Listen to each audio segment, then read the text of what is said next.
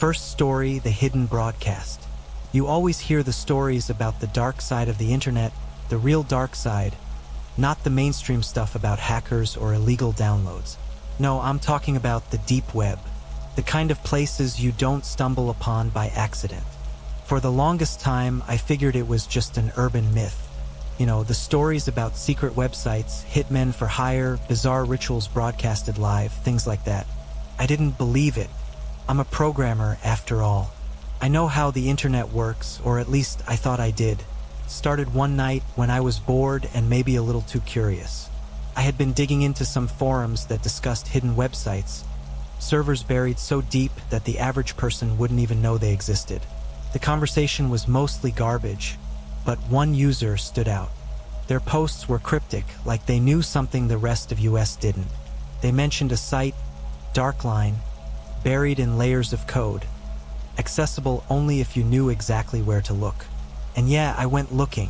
I'm not proud of it, but something about the secrecy pulled me in. It took hours of trial and error, navigating encrypted files and cloaked URLs, before I finally hit it. A plain, black web page with a single option, enter. No description, no menu, nothing. Against my better judgment, I clicked. The page opened to a live video feed. At first, it seemed mundane. A small, dimly lit room with nothing but a bed and a dresser. The camera was static, like a cheap security cam feed, and it didn't appear like anyone knew they were being recorded. I figured it was one of those weird voyeur sites where people set up hidden cams in hotel rooms. It felt creepy, but I was more intrigued than disturbed. I thought I was watching something harmless. The next feed was a bedroom, messy, with clothes strewn across the floor. It looked lived in. Then there was a bathroom, the camera tucked away behind a ventilation grill. Some of the rooms were empty, some had people going about their lives, totally unaware they were being watched. I shouldn't have kept watching.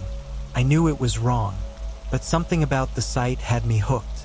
I'd check in every night, and every time, there'd be new feeds from different locations. Some I recognized, cafes, small offices, but most were just average homes. And all of them had that same eerie stillness, like they were frozen in time, waiting for something to happen. It was about the fifth night that things started to shift. One of the feeds looked familiar, a tiny flicker of recognition that made my stomach tighten. It was the layout, the way the furniture was arranged, the color of the walls. At first, I couldn't place it, but then I saw it. The worn-out armchair in the corner, the same one I sat in every night. It was my apartment. I laughed at first, thinking it was just a coincidence, or maybe some bizarre prank. But as I watched, my blood ran cold. There was no mistaking it. The camera wasn't just showing a place that looked like my apartment. It was my living room, right down to the cup of cold coffee sitting on my table. I glanced around my apartment, heart pounding. There had to be a camera. It didn't make sense otherwise. I looked everywhere, the bookshelf, the ceiling vents, even behind the TV. But I couldn't find anything. Still, the feed showed me, sitting in my chair, searching the room. Panicking, I tried to close the browser. I clicked the X, but nothing happened. I tried shutting down the whole computer, but it just sat there, unresponsive, like something or someone had locked me out of my own system. The feed continued. I stared at the screen, not sure what to do. Then, a new window popped up. A chat box. One message. Don't bother. You won't find it. I froze, my hands shaking over the keyboard. The message sat there, mocking me. Look behind you. I didn't want to. I knew better than to play into their game, but every nerve in my body screamed to turn around. Slowly, I twisted in my chair, scanning the room, but everything was exactly as I had left it. No strange shadows, no unfamiliar sounds. Just me and my empty apartment. I turned back to the screen, but the video feed had changed. It was dark now, the camera no longer showing my apartment. Instead, it was a black screen, but the chat box remained. Too slow, and then everything went black. The monitor, the lights, even the faint hum of my computer's fan. Total silence. That was 2 days ago. I haven't left my apartment since. too afraid of what I might see outside. I've unplugged my computer, phone, everything, but every night, I feel like I'm being watched. I keep glancing at the walls, the vents, the windows. Something is out there. Or maybe it's in here with me. I don't know where the camera is, but I know they're still watching. Because every morning, there's a new message on my screen. We see you. Second story, the forbidden file. You get all kinds of strange cases as a private investigator. Missing spouses, corporate espionage, the occasional surveillance job for some paranoid rich guy. But nothing could have prepared me for the call I got that afternoon. The voice on the other end was frantic, desperate even. A woman, Lisa, said her brother had gone missing. Not just a regular missing person case, though. He had vanished after accessing something on the deep web. Normally, I'd pass on anything involving the deep web. Too messy, too unpredictable. But there was something in her voice that got to me. Fear. Not just for her brother, but for herself. His name was Jared, a 30-something tech-savvy guy who spent too much time online. According to Lisa, Jared had been obsessed with conspiracy theories, things about secret governments, hidden experiments, and mind control. It sounded like your typical internet rabbit hole. That was until she mentioned a site called The Hidden Truth. It was supposedly a treasure trove for conspiracy theorists. A place where documents, files, and videos were uploaded by anonymous users, things they claimed were too dangerous to ever be exposed to the public. Jared had spent weeks digging through the site before he went quiet. The last thing he sent to her was a link to a file. EAT-35, followed by the words, "Don't trust them." He hadn't been seen since. I've seen my fair share of odd cases, so I figured this wouldn't be much different. Track the guy's digital footprint, see where he'd gone off to, maybe even run into some fake Illuminati nonsense along the way. I didn't know how deep this thing went. I started where Jared left off. The Hidden Truth. Took some digging. Lisa had forwarded the link Jared had sent her, but it didn't lead anywhere at first. After a bit of coding magic and a VPN reroute, I found the site. It was exactly as described. Bland, almost like a forgotten blog from the early 2000s, with simple text and a handful of links. But the files it hosted were bizarre. Government memos, poorly shot footage of alien encounters, schematics for unknown devices. Most of it looked fake, honestly, the kind of thing that would drive a conspiracy junkie wild. Then I found EAT-35. The file wasn't like the others. No description, no context. Just the name and a link to download it. Normally, I'd check for viruses or backdoors before opening something like this, but something about it was compelling. Maybe it was Jared's warning, or maybe I was just too curious for my own good.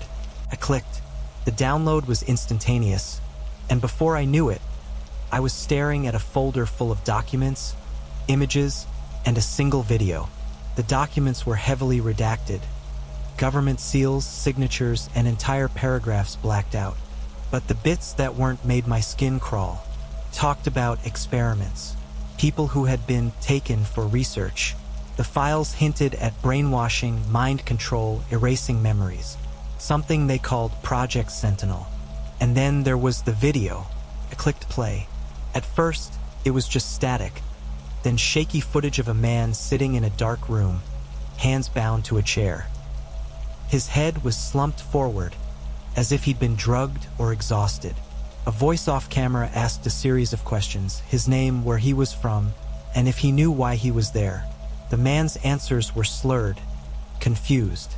He said he didn't remember, and then the screen went black, with one final phrase appearing in red text. "Do not seek the truth. We are always watching." I closed the video and sat back, my heart racing. It was the kind of thing you'd expect from some cheap horror movie, but something about it felt real. Too real. That's when I noticed them. Through the window, just barely visible in the fading light, figures. Hooded. Watching. At first, I thought it was just paranoia. Maybe my mind was playing tricks on me after watching that video. But as I stood up to get a closer look, they didn't move. For no, 5 figures standing across the street.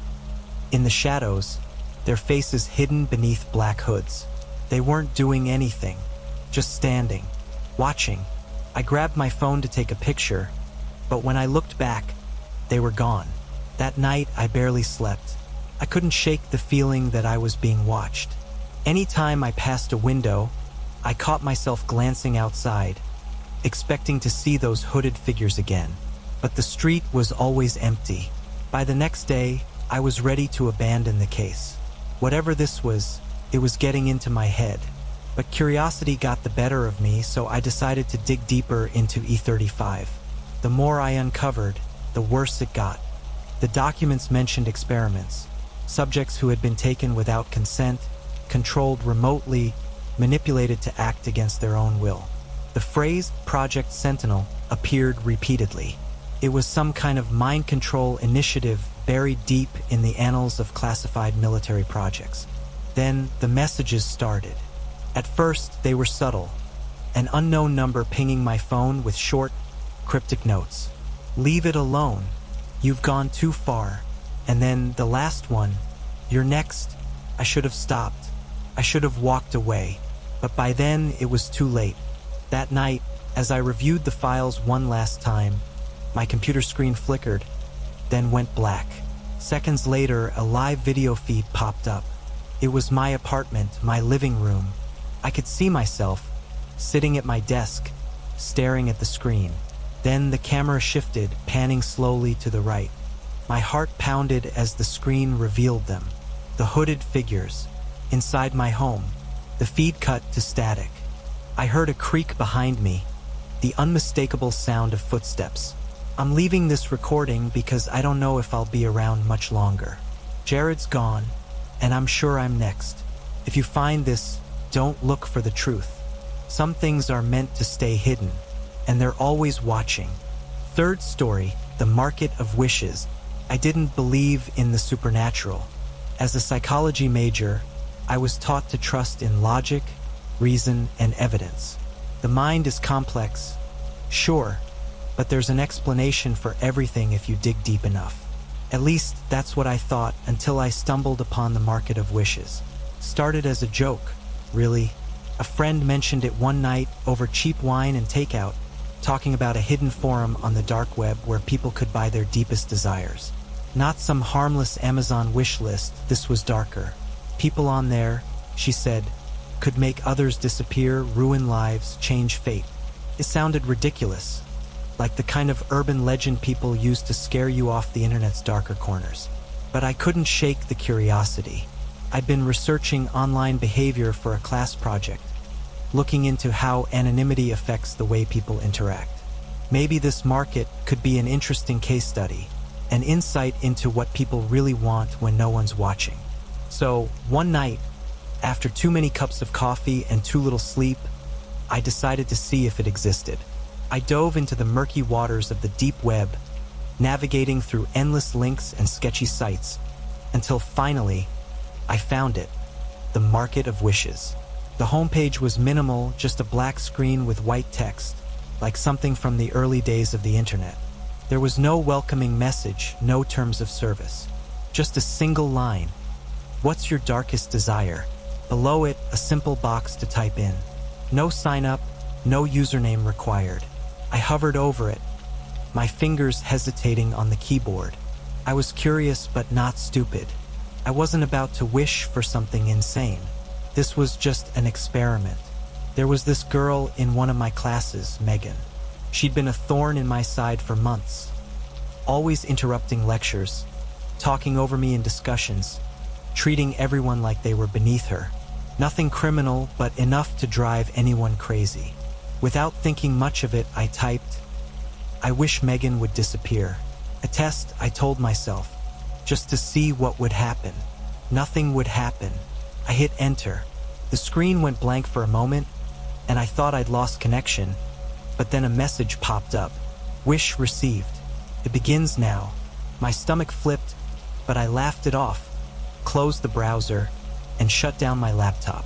Stupid. Creepy, but stupid. I went to bed, barely giving it another thought.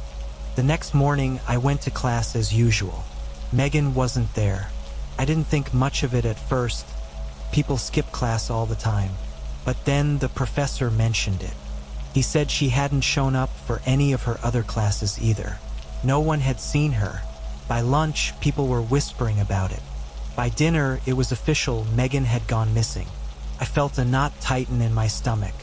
Couldn't be connected, right? The Wish, the website, it was a coincidence. I tried to focus on homework, but my thoughts kept spiraling back to that screen. Later that night, my laptop pinged. A notification from an email I didn't recognize. When I opened it, there was no subject line, just a single sentence in the body. Your wish has been granted. The next one will cost you more. My blood ran cold. I stared at the screen, heart racing, hands trembling. This had to be a prank. Someone had seen me on the site, hacked into my computer or something. But how could they have known about Megan? I hadn't told anyone what I did. Another message appeared, this time in the same black and white interface as the website. I hadn't even opened the browser, but there it was. Payment will be required soon. Choose wisely. I slammed the laptop shut, my breath shallow. I didn't sleep that night. I couldn't shake the growing fear that what I had typed, what I had wished, was real. The next day, Megan was still missing. The police were involved now, questioning students, professors, anyone who might have seen her. No one mentioned me, but I could feel this heavy weight pressing down on my chest. I knew what had happened, even if it didn't make sense. That evening, the same message returned, this time popping up the moment I turned on my laptop. More is required. Wishes don't come free. I tried to delete my browser history, tried to wipe everything, but no matter what I did, the site kept coming back. I couldn't even disconnect from the internet. The screen refused to shut off, the message glowing against the black background like an unblinking eye. And then the final message appeared. Now you are the wish. I stared at those words, heart hammering in my chest. My mind raced, trying to process it. I was the wish now? What did that mean? I felt a cold sweat break out on my skin as I read the next line. Someone wants you to disappear. Payment will be collected soon. Panic gripped me, icy and sharp. I jumped out of my chair, as if physically distancing myself from the computer would help, but the dread followed me. The walls of my apartment felt like they were closing in. That night, I heard strange noises outside my door. Footsteps, low whispers, things that didn't belong. I barely slept, jumping at every creak, every flicker of shadow. I tried to tell myself I was imagining it, but deep down, I knew the truth. This wasn't going to end. I had started something I couldn't stop. Whatever had taken Megan was now coming for me. The next morning, the laptop was on again, even though I hadn't touched it. The message on the screen was the final nail in my coffin. It's too late to back out. We're coming. I packed a bag, grabbed my keys, and ran. But as I reached for the door, my phone buzzed. An unknown number. Hands trembling, I answered it. A voice on the other end, cold and mechanical, whispered, "Your wish has been granted. Now it's your turn." I threw the phone across the room, heart racing, but the fear followed me. No matter where I go now, I feel it. The eyes watching, the whispers just out of earshot. I haven't slept in days. I can't leave my apartment. Every time I try, someone is there. I can't explain it, but I know I'm not alone anymore. I made a mistake. A simple, stupid test that went too far. And now, there's no way out. I am the wish now. Fourth story, the Nightmare Forum. Insomnia's a funny thing. Most people think it's just about staying up late, maybe watching a few extra movies or playing video games to pass the time. But when you're really sleepless, the hours start to stretch, bending into something darker. Your mind plays tricks on you. I hadn't had a full night's sleep in months, and every night felt like a battle I was losing. That's when I found the forum. I wasn't looking for anything serious, just scrolling through random deep web threads in the middle of another sleepless night. Forums on weird topics, conspiracy theories, illegal marketplaces. It's all there if you know where to look. But this one stood out. Real Nightmares, it was called. At first glance, it didn't seem like much. The layout was basic, just black text on a gray background. The tagline read, "Share your nightmare if you dare." Below, there were dozens of posts, all from anonymous users sharing the kinds of dreams that crawl under your skin and fester. Some were vague, others more detailed. People described shadowy figures, endless hallways, teeth falling out. Typical nightmare stuff. But there was one thread that caught my eye. The man at the edge of your bed. Curious, I clicked on it. The first post was from a user named Insomnial, and it was different from the others. The way it was written was unsettling, like the person was desperate, typing fast, almost rambling. It starts with the eyes, the post began. You won't see him at first, not until he's closer. I've seen him every night now for 2 weeks. At first, he just stood at the far side of the room, staring. He's not tall, but not short either, just average, like anyone you'd pass on the street. Except for his eyes. They're empty, hollow. He doesn't blink. Every night, he gets closer. Last night, he was standing right by my bed, and I couldn't move. He's coming for me. I know it. If you read this, you'll see him too. I felt a chill run down my spine. I rubbed my eyes, shaking off the tension. It was probably some creepypasta-style thread, something meant to spook people for fun. Still, I couldn't help but scroll down, reading the replies. There were dozens, all from different users, and they all said the same thing. I had the dream too. I saw him, one person wrote. He was closer tonight. Do you feel him watching you when you wake up? Asked another. The more I read, the more unsettled I became. The users weren't just talking about nightmares. They were talking like these dreams were following them into their real lives. One user had posted nearly every day, updating that the figure was getting closer and closer, until one day, there were no more posts from them. I should have clicked away. I should have closed the laptop and gone to bed, or at least tried to. But something about it hooked me. Maybe it was the lack of sleep, or maybe it was the part of me that always wanted to push limits to see how far something could go. So I did it. I wrote a reply, mostly mocking. I guess I'll be seeing him tonight. Let's see how scary this really is. I hit post, closed the laptop, and figured that was that. But that night, when I finally dozed off, the dream came. I woke up, or at least I thought I did. My room was exactly as I'd left it. The dim light of my computer screen casting shadows on the walls, the quiet hum of the fan. Everything was the same, except for him. At the far corner of the room, just as the post had described, stood a figure. His features were blurry in the dark, but the eyes, those eyes, were unmistakable. They were black holes, void of anything human, and they were staring right at me. I tried to move, but I couldn't. My limbs felt like they were locked in place. The figure didn't speak, didn't move. He just watched. And then, after what felt like an eternity, I woke up, really woke up. My sheets were drenched in sweat, my heart pounding in my chest. It was just a dream. That's what I told myself. But it felt so real. The next day, I went back to the forum.